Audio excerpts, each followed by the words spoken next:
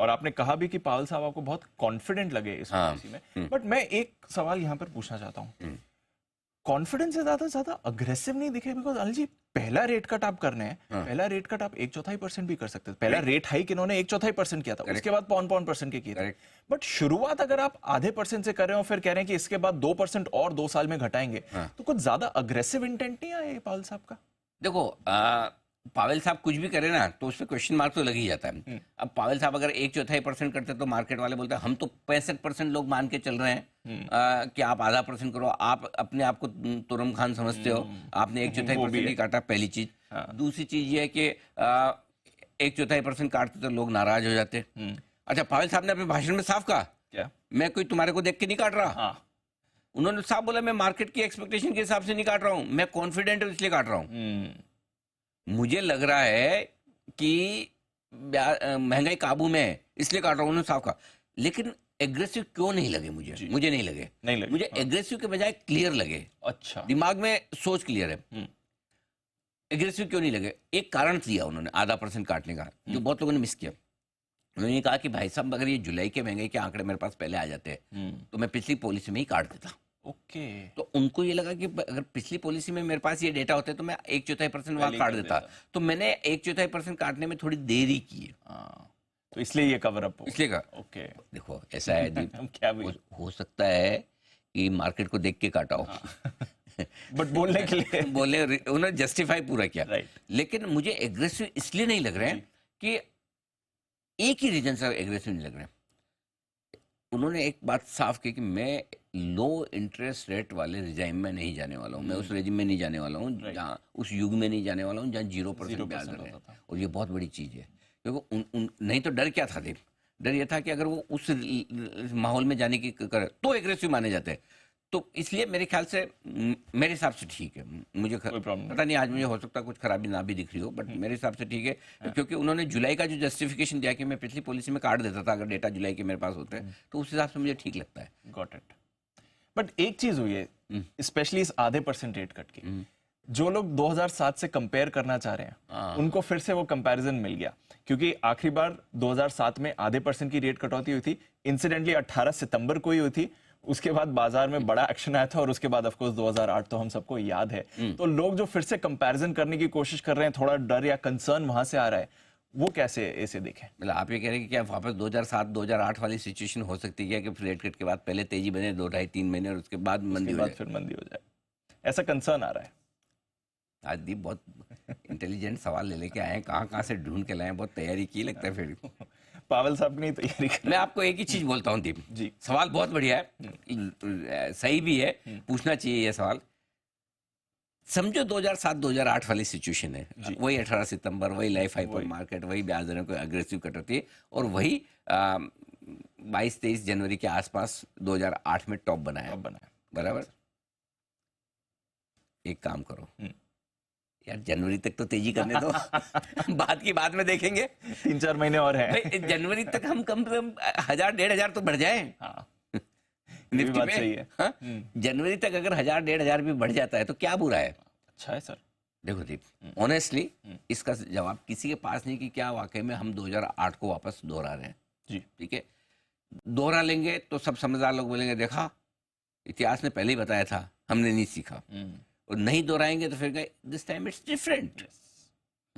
ठीक है, मेरे को ये दोनों के जवाब नहीं पता, मेरे को एक चीज पता है जी, और मैं बार बार कहता हूँ, इस बार भी फिर कह रहा हूँ, मंदी होगी, जरूर होगी, बड़ी भी हो सकती है, बड़ी मंदी भी होगी, कभी न कभी तो होगी, कहीं न कहीं तो होगी, नहीं कहीं न कहीं नहीं होगी, यहीं होगी, इसी स्क्रीन पर होगी, इसी टीवी स्क्रीन पर होगी, इसी ट्रेडिंग स्क्रीन पर होगी तो आपको और हमें पता चलेगा। अचानक से 20% किसी दिन मार्केट नीचे नहीं खुल जाने वाला। ऐसा नहीं होगा, ऐसा नहीं होगा कि अचानक से लाइफ टाइम हाई मार्केट सीधा 20% नीचे खुले और आप बेयर मार्केट में चले जाएं, ये तो नहीं होगा ना। अच्छा, भगवान न करे ऐसा हो जाए तो कहीं भी पैसा रख लो तो क्या हो जाने वाला है आपका? फिर तो हो जाएगा ही जाएगा। 2008 में जब मंदी आई तब तो लोगों को बैंक भी सेफ नहीं लगते थे, कि आईसीआईसी बैंक, एचडीएफसी बैंक में भी लगता था कि डर था, सरकारी बैंक में ही पैसा डालो, वो भी एसबीआई, है ना। करेक्ट। तो इसलिए जब इस तरह का करेक्शन, तो आप कहीं भी रहो ना, मरना तो निश्चित है। तो मेरे ख्याल से जब होगी मंदी तब यही होगी, आपके मेरे सामने होगी तो बताएंगे ना। करेक्ट। 2020 में किसने बोला था इतना जोर जोर से कि नहीं लेना है, नहीं लेना है, नहीं लेना है, खून के आंसू पीने पड़ेंगे, एक शेयर रखना मत, सबके बिकवा दो। जब लगा तो बोला ना। अब 5% पे आप सोचो कि बिकवा दो, सारे जीरो करा दो, ये तो मेरा काम नहीं। करेक्ट। लगेगा कि 15-20%, 20% जैसी मंदी है, जनवरी में आए, दिसंबर में आए, कल आए, एक साल बाद आए, बता देंगे। अभी कोई संकेत कोई मतलब आज के बाद आप टीवी नहीं देखोगे क्या? रोज बात होगी। इसलिए हो सकता है कोरिलेशन, मैं उस कोरिलेशन में जा ही नहीं रहा, क्योंकि अगर आप मुझे पूछोगे तो मेरे पास में ऐसा कोई सिग्नल है नहीं। एक थोड़ा बहुत आईपीओ मार्केट को छोड़ दो जहां पे आपको लगता है यूफोरिया है, और दूसरा थोड़ा रिटेल में वो छोड़ दो कि जो लोग उधार ले लेके पैसा मार्केट में लगा रहे हैं, ठीक है ना, सोना बेच दो, पैसा मार्केट में लगा दो, पिताजी के एफडी के पैसे तुड़वा के लगा दो, या पीएफ वीएफ के पैसे आए, रिटायरमेंट के पैसे लगा, वो 2-4 जगह है जहाँ गड़बड़ हो रही है, वो नहीं होनी चाहिए, ठीक है, वो अपने समझ में आता है। लेकिन उसके अलावा यूफोरिया बबल वाली चीज़ें अभी बनने में बहुत टाइम है। सो मेरा ये मानना है, और अब तक, और दीप क्या है, मंदी तो लोग 18,000 से भी बोल रहे हैं, 20 से भी बोल रहे हैं, 22 में, 25 में भी बोल रहे हैं। अगर आप समझो 18-20 में आप ये सोच के निकल जाते हैं बहुत हो गया, बहुत हो गया, तो अब क्या करोगे? अच्छा, अब समझो मंदी होने के पहले 27-28 हज़ार निफ्टी हो गया, तो आप 25-24 भी आ गए तो क्या कर लोगे? वैसा वो कर नहीं सकते ना। पैसा इन्वेस्टेड रहने में बना है, पैसा मार्केट की टाइमिंग करने में नहीं बना। और आज एक चीज मैं आपको बहुत इंपॉर्टेंट बताना चाहता हूँ, हमारे दर्शकों को बताना चाहता हूँ, 11 बजे का एक शो है आज, वो बिल्कुल मिस मत कीजिए। और आपकी आंखें खुली नहीं रही, फट जाएगी ऐसे ऐसे। क्यों? 25 साल की कमाई आपको, अगर मैं दीप बोलूँ कि 50 दिन में होती है, तो क्या बात कर रहे हैं? सिर्फ 50 दिन में? सिर्फ 50 दिन में 25 साल की कमाई। बताइए फिर कौन से हो 50 दिन? वही तो बताएं। वो 50 दिन कौन से, पिक्चर आई थी ना अनिल कपूर साहब की, वो 7 दिन। हाँ करेक्ट। वैसी वो 50 दिन वाली कहानी है। बॉस, इसके बाद आपके दिमाग में जो क्लैरिटी आएगी कि मुझे कब इन्वेस्टेड रहना है, वो 50 दिन कौन से हैं, वो आपको पता लगा है, दिमाग काम नहीं करे। सो आई थिंक क्या होता है कि सिंपल सी चीज है जी, आप उसको प्रेडिक्ट करने की अभी कोशिश मत कीजिए। 2007-2008 वाली सिचुएशन होगी, तब की तब अपन देखेंगे। अभी जो चल रहा है उसको चलने दीजिए, don't disturb the trend, don't disturb the. और कैसे 25 साल की कमाई 50 दिनों में होती, जरा एक झलक देखिए।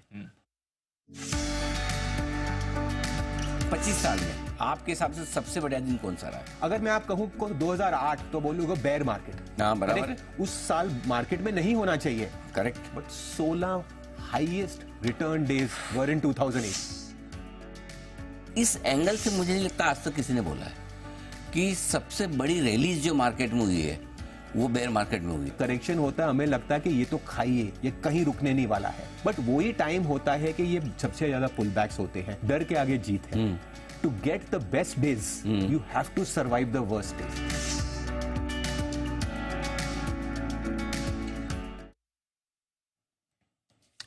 ऑलराइट, तो ये बड़ा इंटरेस्टिंग है और सही दिन पर सही शो आ रहा है जी, तो 11 बजे मजा आएगा ये देखकर। जिन लोगों को मंदी का डर है, जिन लोगों को ये लगता है कि क्या हो गया, क्या हो जाएगा, ये उनको ये शो जरूर देख लेना चाहिए। आपके भी सारे सवालों के जवाब और बेहतर तरीके से मिलेंगे। आई एम श्योर जो मैंने बोला उससे समझ में आया होगा कि मंदी होगी तो यही होगी, जब होगी आपको और हमें बता के होगी, अनएक्सपेक्टेड नहीं हो जाएगी। अचानक सुबह उठे और देखें 20% नीचे डाउ, ऐसा नहीं होगा।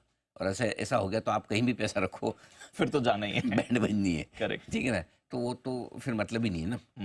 मतलब ऐसा है। ठीक है, डन, गॉट इट सर।